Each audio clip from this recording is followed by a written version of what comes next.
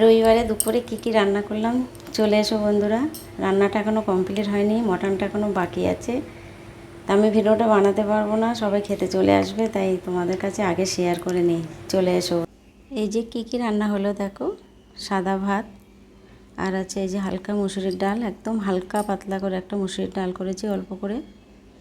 আর এদিকে আছে একটু ডাল সিদ্ধ খাবে একজন, তো ডাল সিদ্ধ তুলে রেখেছি। আর এই যে বউ টুনটুনি শাক ভাজা করেছি পেঁয়াজ ফোড়ন দিয়ে, লেবু কাটা আছে, আর মাছের সঙ্গে পুঁটি মাছ ভাজা ডালের সঙ্গে।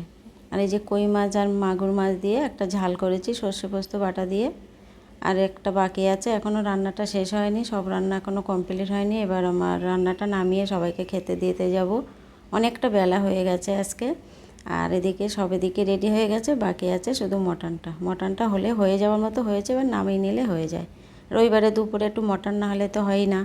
আলু দিয়ে একটু হালকা মটনের ঝোল রেডি হয়ে গেছে, এবার সবাইকে খেতে দেবো। হালকা পাতলা ঝোলেই রান্নাটা করলাম, কেমন হয়েছে কমেন্টে জানিও।